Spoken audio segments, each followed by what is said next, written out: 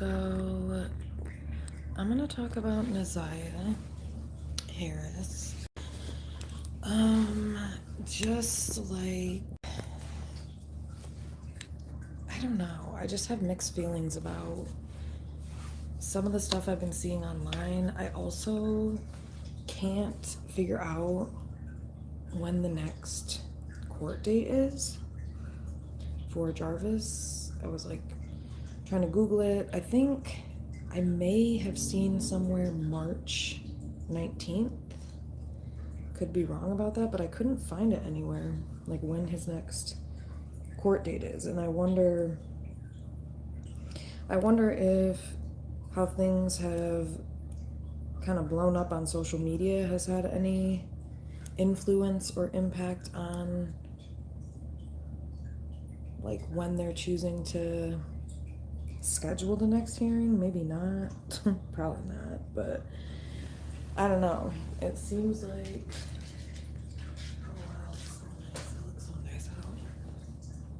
seems like this case has really blown up, which I think in some ways is actually really good, because I think there was no one. That's not true. I think it's great that people are basically vouching for and advocating for Naziah and putting this out there, but I think some people are taking it too far. I think some people are getting like I think some people are getting a little bit too personal with it, you know. Like, for example, like there's some family members that really meant well by Naziah and, you know, wanted to be there, and I heard another channel talking about this, but, you know, they lived out of state, so they couldn't.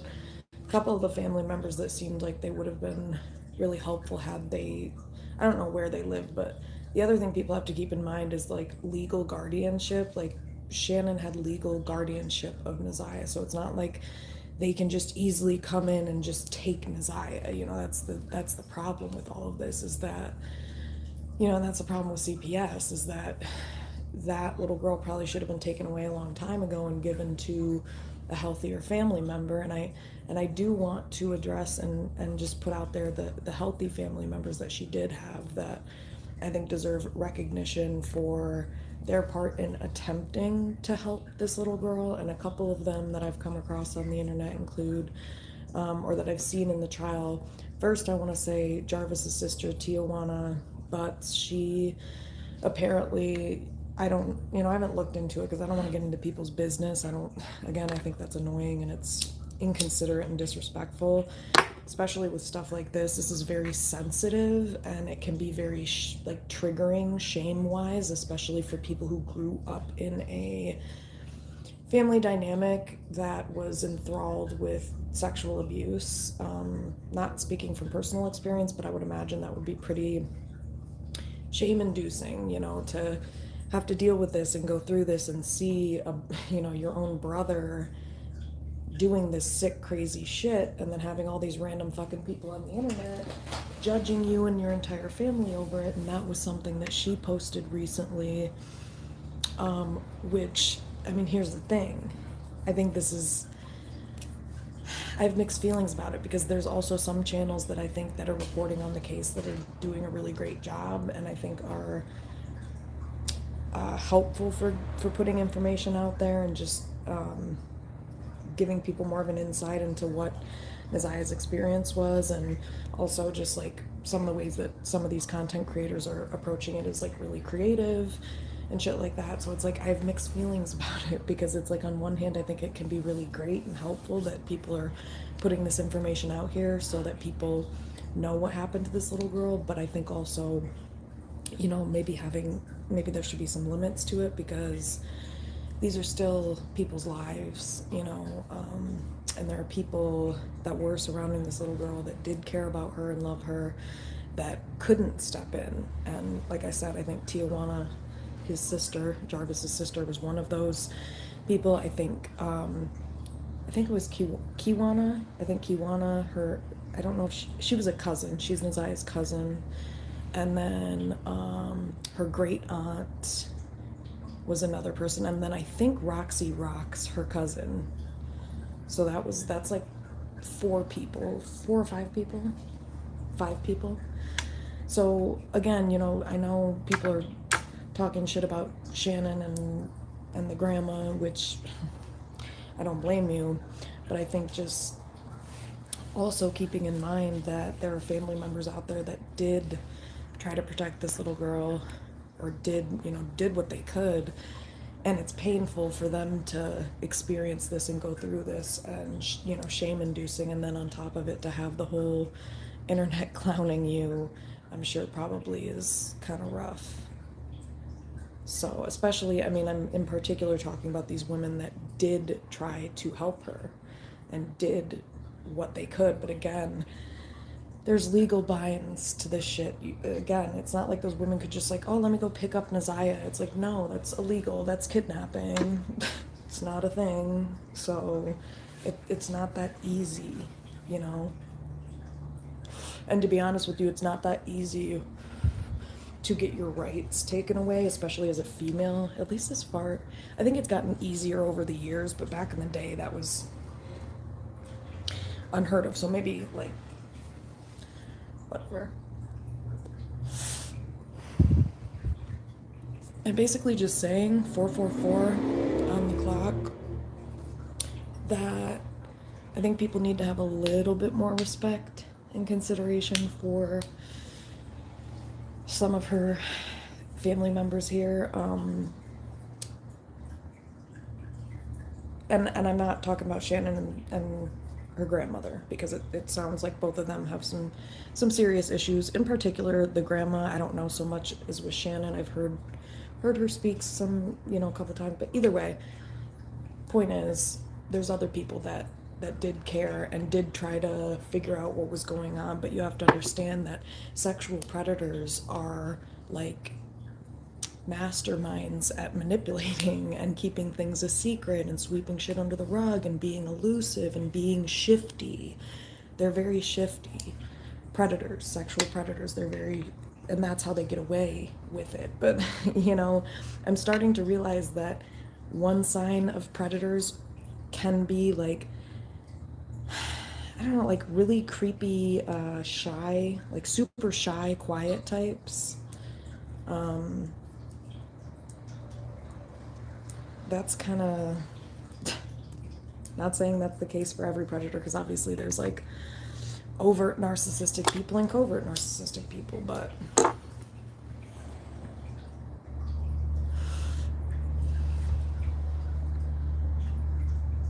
either way, predators, they are very shady.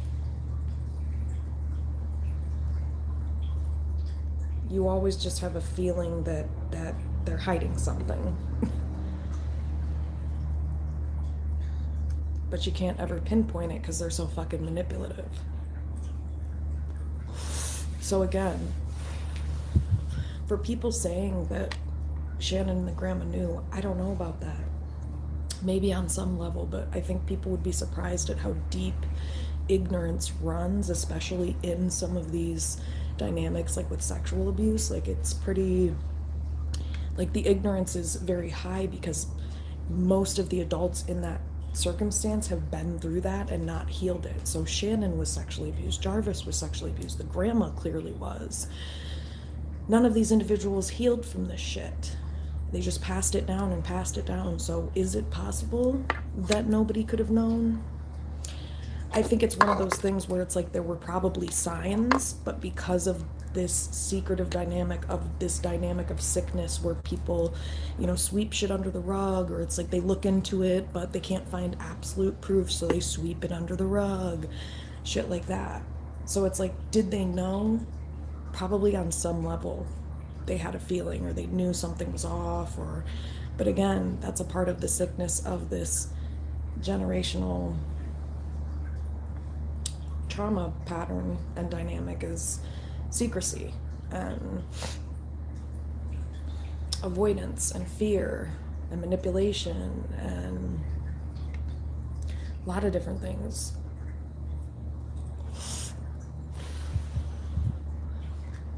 Desperation for love and care, actual true love and care, But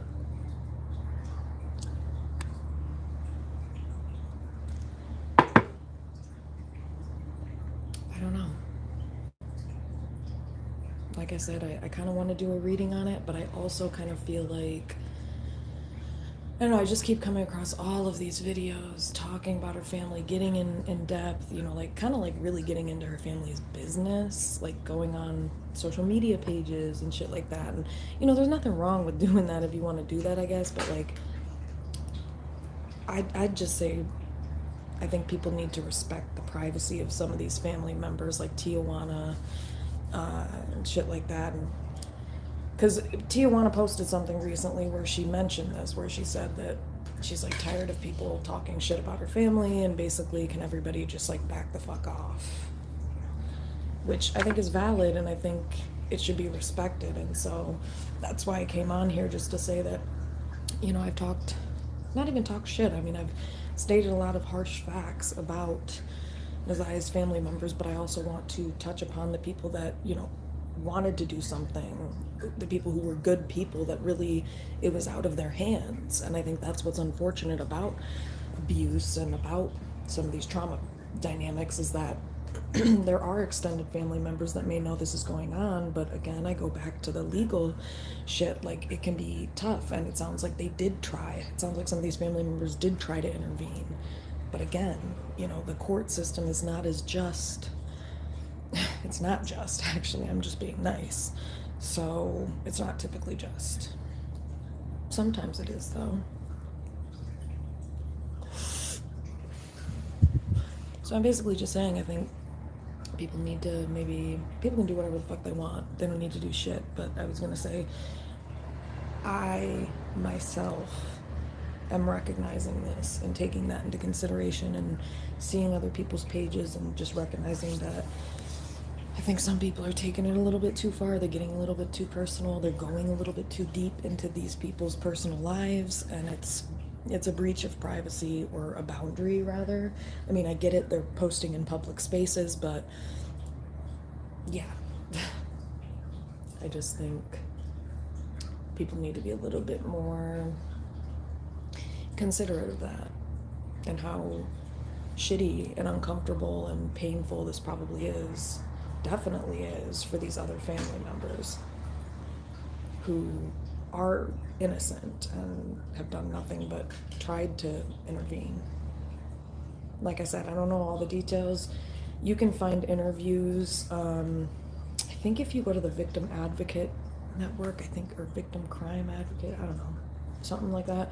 I've seen interviews on the internet, or on YouTube, sorry, between different people and Naziah's great aunt, and Kiwana, her cousin, and stuff like that. So you can always look those up to get more info if interested. But yeah, it's just, I think it's important to put this out there so that people are aware. But I think like some people,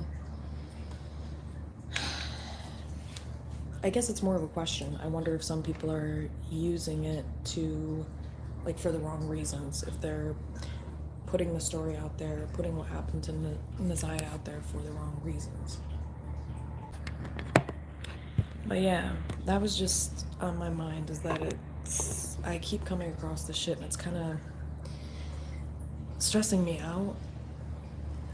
And so it's like, I can only imagine how her family feels coming across all this stuff, and all these judgments, and all this criticism from all these fucking random people that really don't know shit, to be honest. I mean, we have an idea, yeah, you know, you can use critical thinking skills, you can use psychology, you know, what you know about psychology, you can use a lot of things to figure out pretty basic shit. But I guess I just think there's a limit, maybe. And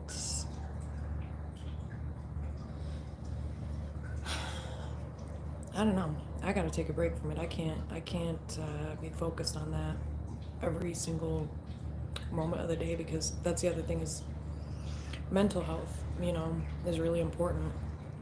And not just your own mental health, but considering other people's. you know, considering how, like I said, how this is impacting that family and how difficult that would be to be in that position. I mean, how painful it would be.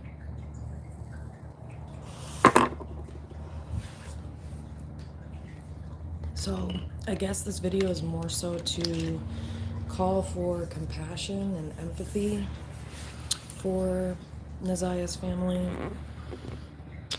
for Jarvis Butt's family, his sister in particular, and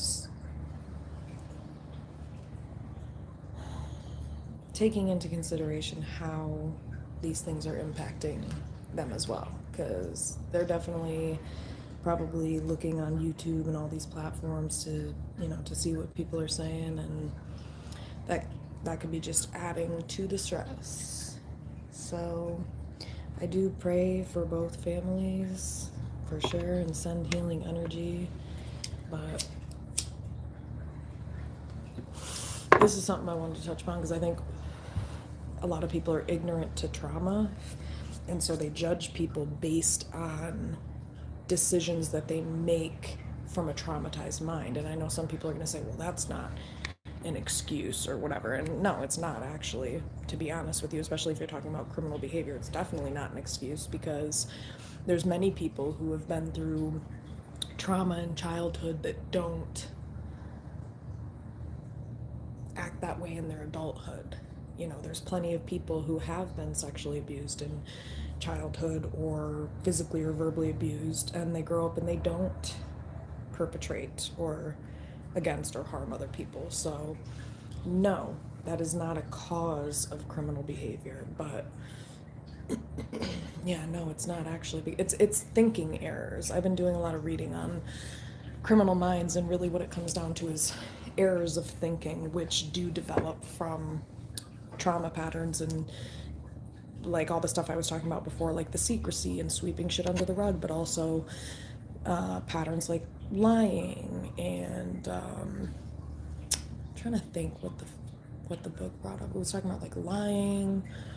I'd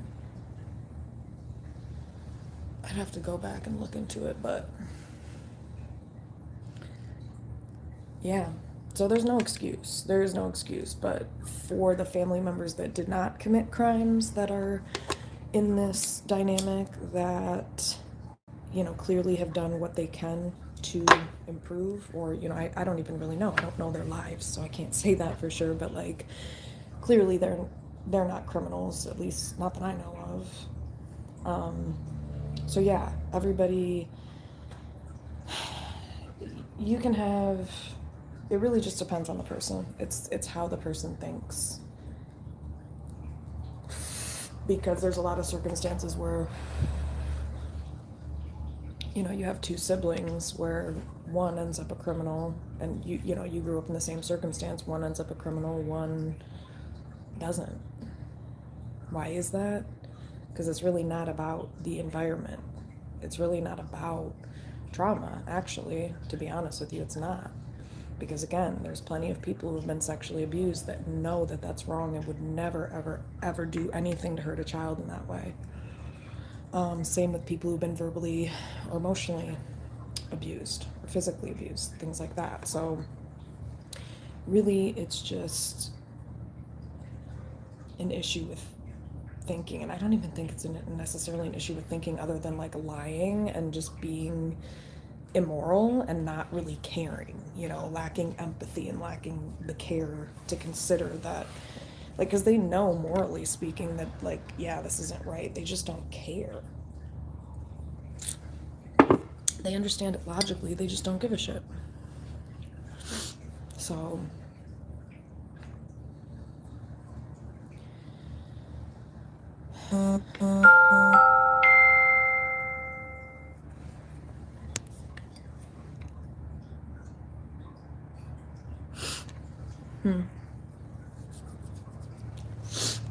but yeah, I don't want to make this too long because I want people to actually watch the videos. I'm trying to make them a little bit shorter because, like, who's gonna sit for an hour? I get it, but I think There's no excuse for Jarvis's behavior. Trauma does not excuse that away. Environment doesn't excuse that away. That's a personal issue within his own brain, cognitively speaking, thinking wise. And there's probably some other things going on too, narcissism and things like that. But again, mental illness doesn't contribute to criminality either. But if you're considering it a thinking error, it's like I kind of question how that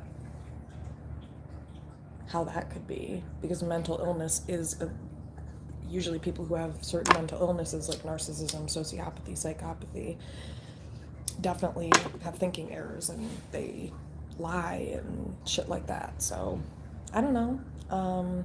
I think it's basically just saying that doesn't necessarily cause it. It's just the thinking, and then but I think people who don't have those more severe personality disorders or whatever, they don't think like that as much, but I don't know.